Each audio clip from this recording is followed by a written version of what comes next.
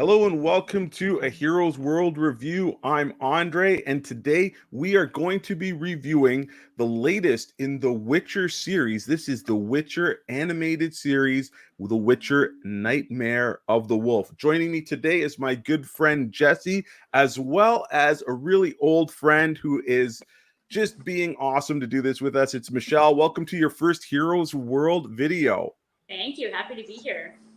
All right. So, guys, the Witcher series, this thing basically took the world by storm. I would say, was it 2 years ago with Henry Cavill playing the title character, introducing us to the world of The Witcher. And fast forward to now, we have got the second, before season 2, we have got this really cool animated movie that Netflix just dropped about a couple weeks ago. So I'm going to kick it off here first with our question. What is your history with The Witcher? Like, what do you know of The Witcher? And we'll start with you, Michelle. Sure. So not much. So just the series, to be honest with you, and the anime movie. So it was introduced a couple of years ago to The Witcher. Watched season 1. Can't wait for season 2. And then the anime, the movie. Awesome. Jesse, what about you? Well, I played a little of the third game. I've read The Witcher of Flesh and Blood. I believe this is a new comic book. Yes, Dark Horse. Yes, and I've watched season 1 of The Witcher on Netflix, and of course this anime. Perfect. So my history with The Witcher is a little bit deeper, but it goes further back to when the first Witcher game came out on PC. Now, I've never been much of a PC player, but I bought the first game for my brother because he was into RPGs. And at the time, this was touted as a very adult-oriented RPG. Serious action, serious content, bloody and stuff like that. And I thought it would have been really, really cool. Then when The Witcher 2 came out on console, I jumped right onto that bad boy and played it. Played Witcher 3, haven't done the DLC, so I finished those 2 games, and of course, absolutely fell in love with Henry Cavill and the season 1 of The Witcher. That remains the first and only Netflix show that I have binged in its entirety on day 1. So when that show dropped, I watched the whole thing. So it is I love it. It's a great series. And it made me pick up the novels, which unfortunately I have not read yet, but they are in my list and my rising stack of things to read. So Jesse mentioned the comic books. I've also read those, seeing as at the shop we carry all the Witcher stuff. And behind me, you can see The World of the Witcher, another book by Dark Horse, which we do carry at the store. And that's all about the stuff from the video game. So we've got a little bit of history. We know a little bit about the series. So let's talk about this anime.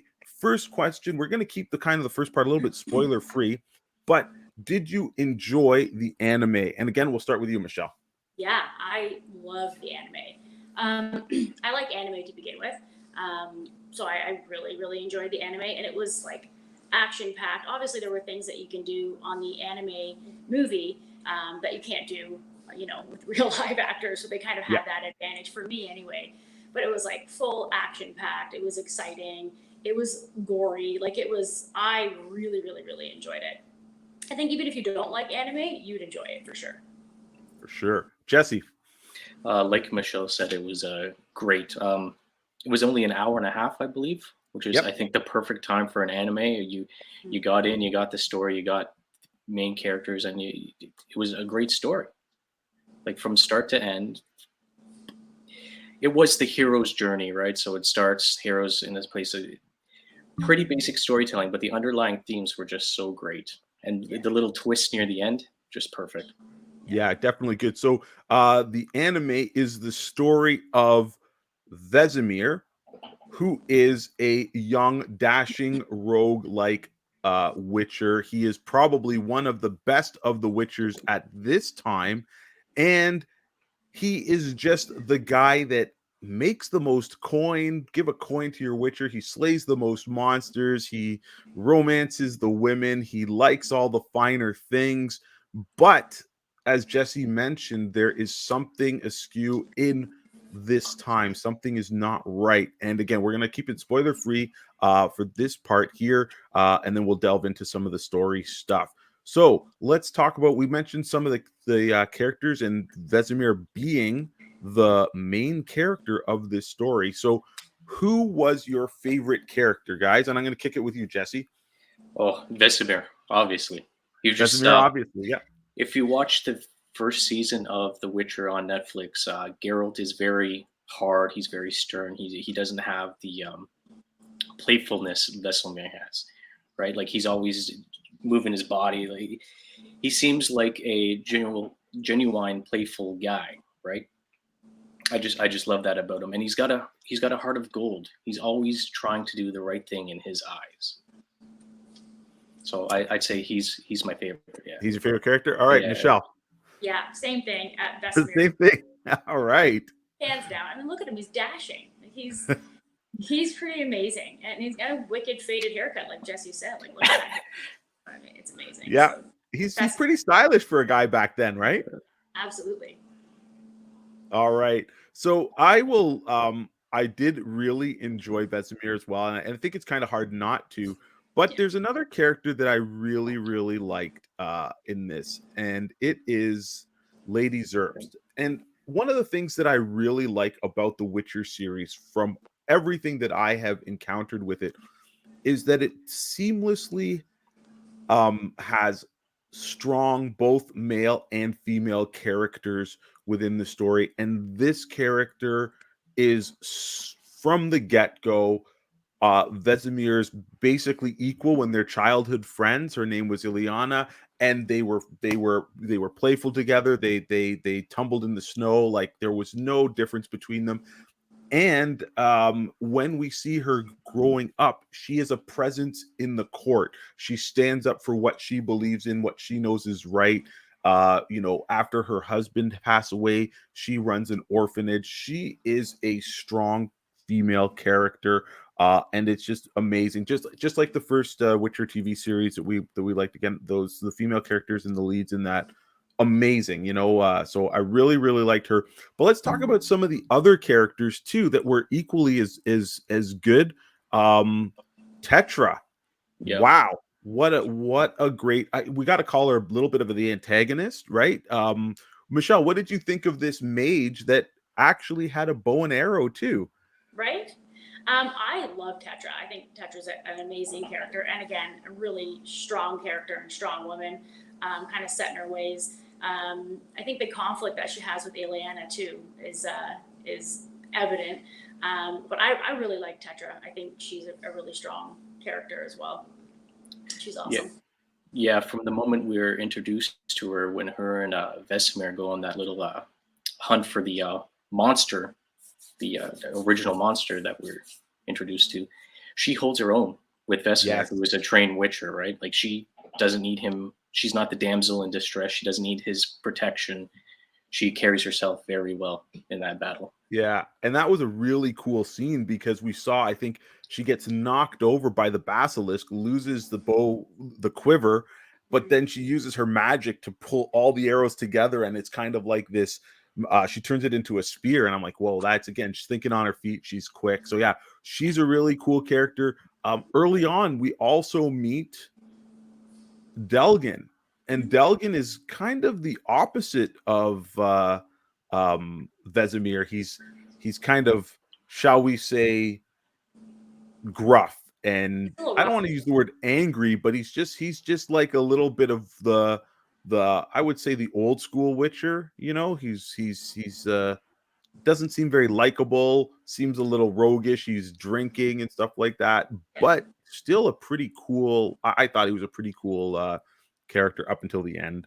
But we'll save that.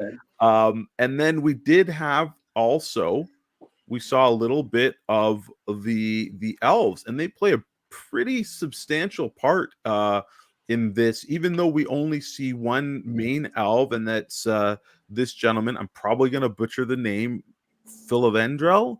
But again, another noble character. And we did see the elves in the first series of The Witcher, and we know that they lost their fight to humankind and stuff. But yeah, I really liked and enjoyed his character. I felt that this show did a really good job of intertwining all of the characters, and you learned enough about them, and there wasn't too many that you're like, who's this, who's that, what's going on, and stuff. Like, it was kind of like a nice tight little circle, and it kept adding. Did you guys feel the same way? Go ahead, Justin. Yeah, I did actually. There's 5, 6 main characters. We got to know each one of them. We got to care for each one of them, and we saw how they react in their environment with each other, right? Like we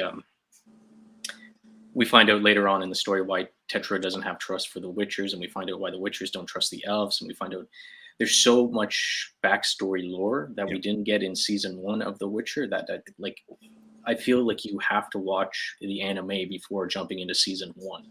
Yeah. In my That's opinion. a good point. Right? Like it gives you a stepping in point, right? Like if you look at Game of Thrones, if you look at Star Wars, there's so much backstory that you won't get if you just watch episode 6 of Star Wars, right? Like you got to know the characters, and I think this Netflix anime did a great job of giving us a taste and wanting more. Awesome. That's a good point. I hadn't thought about it that way. That's really cool. What about you, Michelle? What did you think about the number of characters and how they related to one another? I thought it was amazing. Again, there were many characters, and I just kind of like how they all tied together and everything intertwined. Like, you know, at the beginning, the middle, and the end, like there was always something kind of contributing to how they were tied together or why they were the way that they were. Same thing with Tetra. We kind of find out like why she's doing what she's doing and whatnot. So I just thought it was great, and I think it's important to definitely watch it, especially before season 2. Like 100%, watching this anime before season 2 is super important. I think, again, even if you don't like anime, but if you're a Witcher fan, I think it's important for everyone to kind of watch it for sure. All right, for sure. Okay, so now let's dive in a little bit into our favorite scenes. Like, what scene did you enjoy the most? And I'll start with you, Jesse. Can we talk spoilers? Oh yes. Okay, yes. Obviously, at this point, since we're talking Okay. about our favorite scenes, we're going to go into spoilers and stuff. We won't spoil the whole plot, but we do recommend that if you are watching this and you haven't watched it yet, spoilers going forward. But at this point, I think it's clear to say we all recommend that you do watch this. We're giving it the Heroes World seal of approval.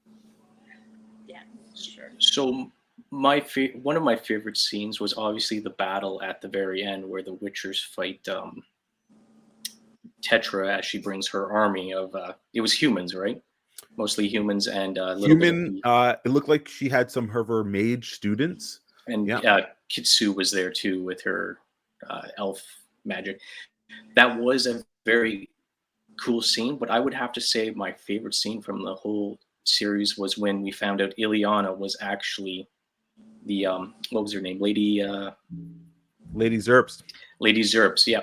The whole series we're leading up to what happened to Ileana, his Vesemir's childhood girlfriend, and then we see that she's actually now an old lady and not the same age as him because his aging has slowed down quite a bit.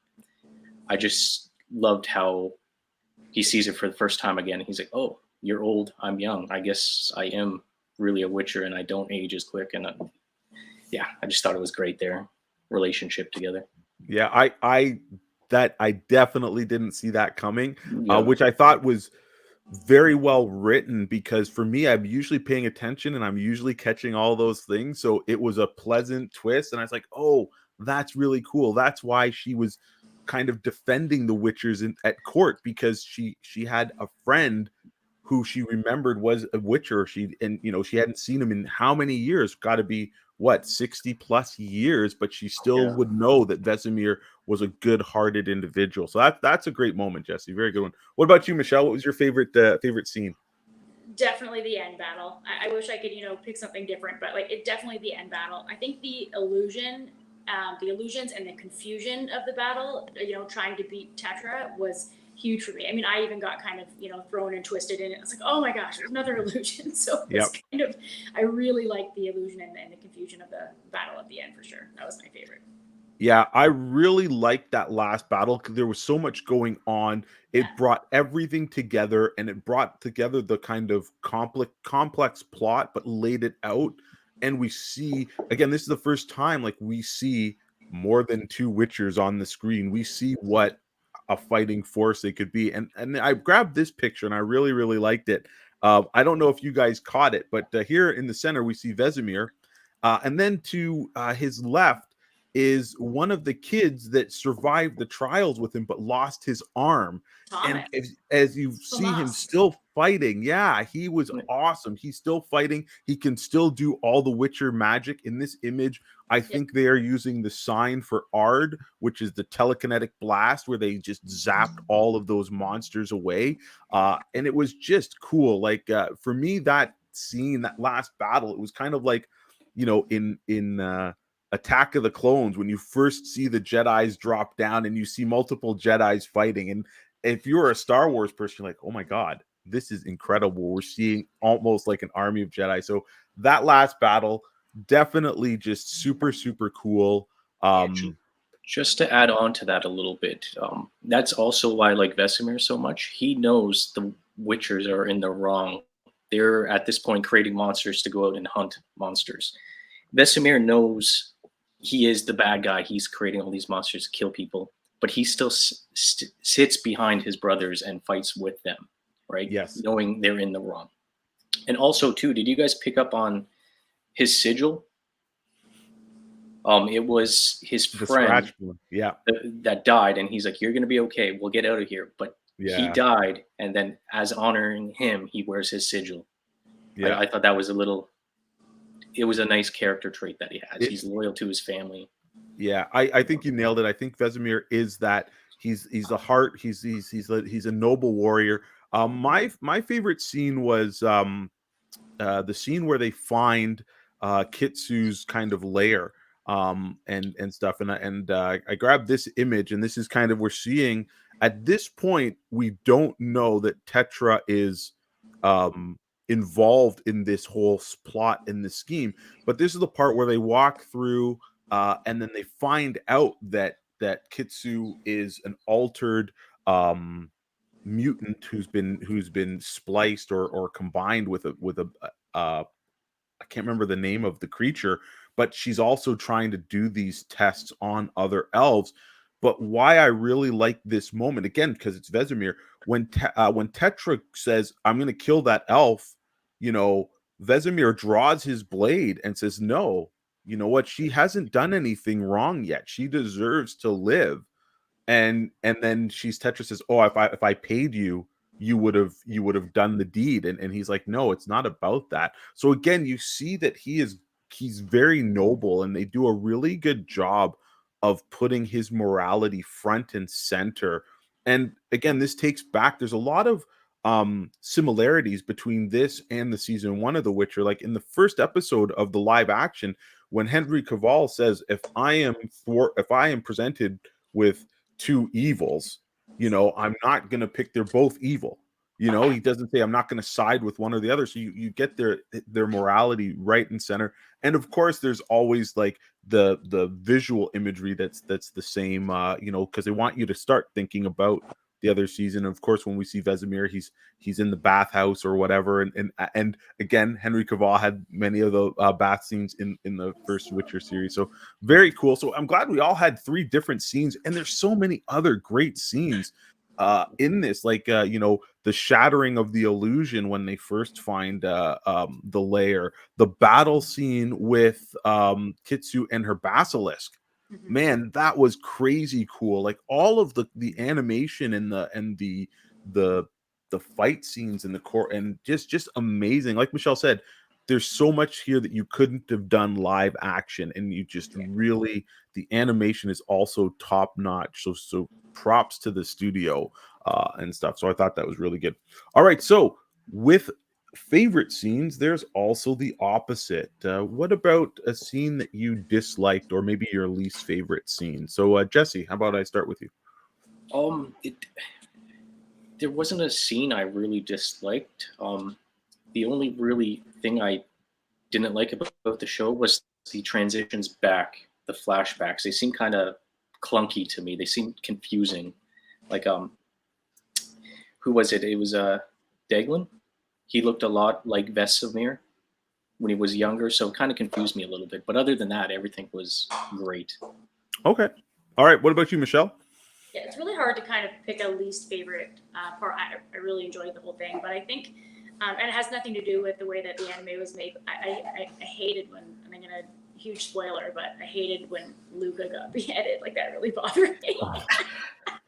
But again, nothing to do with the creation of the anime or anything like that. But that part, that part. Yeah, well, no, that's perfect because it's the least favorite part. Like, yeah, he didn't deserve that, and stuff, and that was an example of the system going wrong. But yeah, on to your point, Jesse, I think the anime does suffer a little bit from the same problem that the show suffers from, and that's that they jumped without giving anybody a real shall we say, signal to that the timeline had changed. It wasn't until after maybe the third time they did it, you're like, oh, okay. Because when they did the switches, they were so seamless and they're following the kids and stuff like that. So we start the movie with Vesemir, and then we see Vesemir as a kid, and it's not until he's called that you're like, oh, this is going to be, a flashback and stuff. But I think that was my one big gripe with the live action.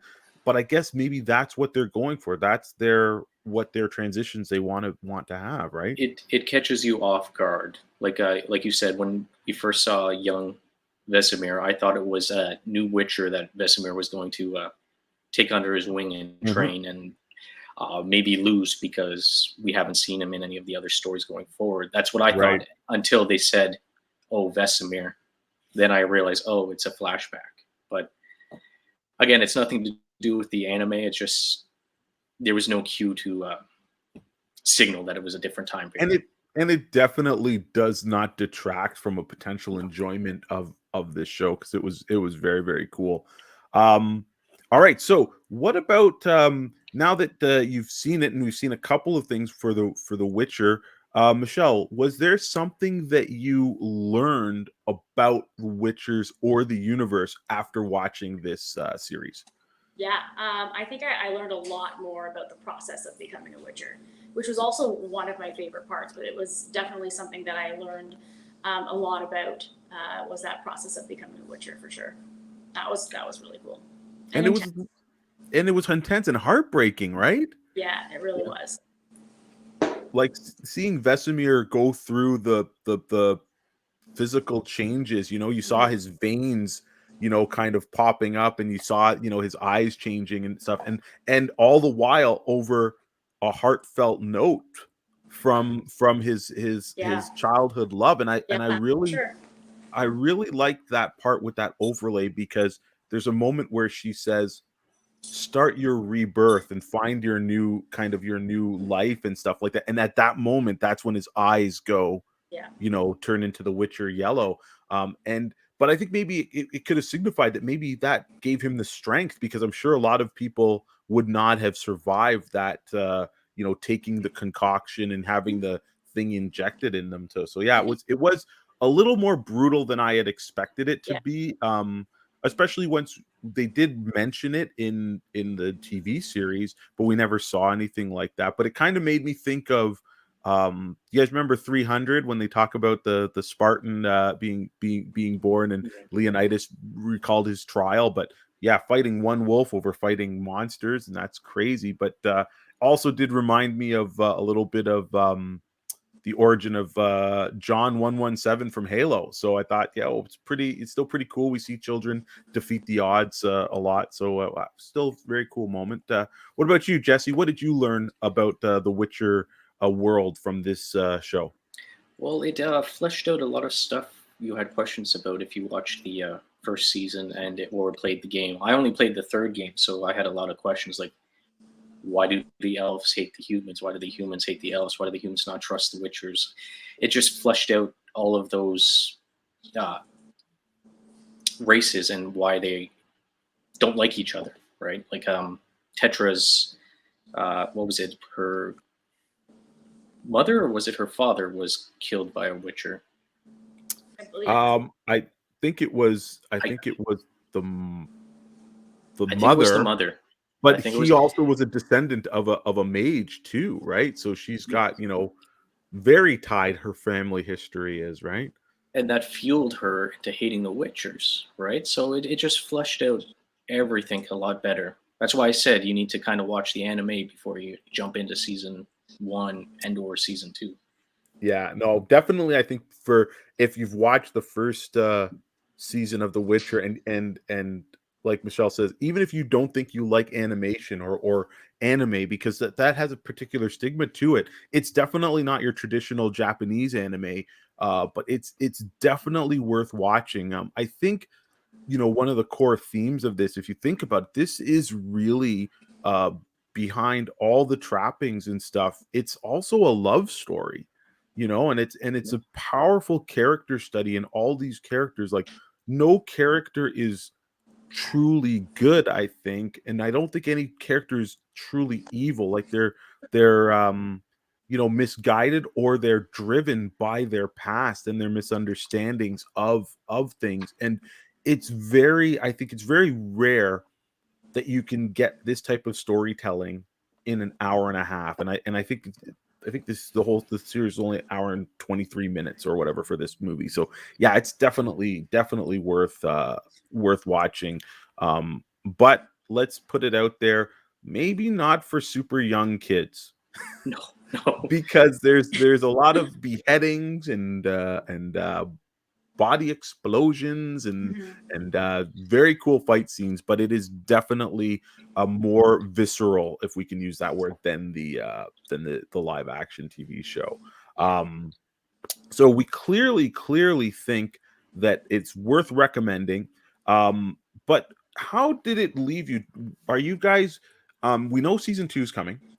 So after watching this, are you open to more Witcher content that is not live action, like via uh animation storytelling, or are you motivated maybe to check out the novels or anything? Michelle. Definitely. It left me wanting more, 100%. I have to come visit you and definitely, grab some novels and some comics for sure. It did kind of give me that final push to be like, wow, like, yeah, like I can't wait for season 2 to come out, but now I'm like, I just need to know how everything ties together. Right. Like seeing that end scene and just, and then kind of remembering back to the last episode of season 1 of The Witcher, and I was like, oh my god, he said his name. Like, it's just, kind of want to make sure that I know how it all kind of ties together. So I think that the comics and the novels will be a good addition for me for sure. Perfect. Jesse, what about you? I'm gonna say yes. I would love to see another anime movie or mini TV series where we follow Vesemir, maybe training the 4 young kids he's got, or even a movie series where we just have a monster of the week sort of thing, right? Like, this is Vesemir fighting this monster. This is Vesemir fighting this monster. Sort of like the Castlevania show on Right. Netflix. Yeah, I would love to Right. see that. As far as books go, I think I'm going to stay away just because there's so much lure behind them that it's kind of overwhelming. But animation, TV shows, yes, I'm fully for. Right on. Yeah, that's super cool. Like, I can't wait to dive into the books. I'm currently in the middle of 3 books, so I it's gonna have to go on the back burner. But yeah, like, I can't wait for December for this season 2. It's been a long time coming because of COVID and stuff. But yeah, and hopefully, I definitely don't want it to be rushed, and I know the company is working, has some issues, but CD Projekt Red, I hope they're developing another Witcher game, because the Witcher 1, 2, or 2 and 3 that I played was fantastic. I can't wait to see what they have next. But speaking of the game, I want to drop a couple pictures of what video game Vesemir looks like, and get some reactions here. So we'll put this one up first. So this is Vesemir in The Witcher 3. As you can see, he's a lot older than we've seen him in the anime. He's still got a little bit of that facial hair, but maybe not looking as dashing. Yeah. But we can still know, look at him. He still knows how to put down the monsters. And this is an image of, I think, Vesemir in his almost his prime, but like fighting could be any number of creatures, could even be one of the Wild Ride. I think this is an image from the card game Gwent and stuff. And Jesse, how far are you in the video game? Are you going to finish Witcher 3, the game? I'm probably halfway, and yes, it's one of those games you got to set a month to play, because you jump in and you don't do anything else except play The Witcher. Play The Witcher, exactly. Yeah. So when you get to Kaer Morhen and you see it, and Vesemir is there, and you see the other Witchers, and at that time there's only, I think, a handful of them left, maybe less than 5, and stuff. It is something else. But seeing young Vesemir and seeing the man he turns into in Witcher 3, I gotta say, is just super impressive. And I guess, last but certainly not least, did you guys expect the last basically shot from the animation? So I'm going to put it up here. Did you guys expect to see this fellow? I didn't. You didn't? Yeah. So for those of you guys who can see it, that was Geralt. And we know that he was one of the last Witchers, and basically he was the first of the new line that was taught by Vesemir, and he makes his appearance at the end of that series. When they said his name, I was like, "Oh my god, that was."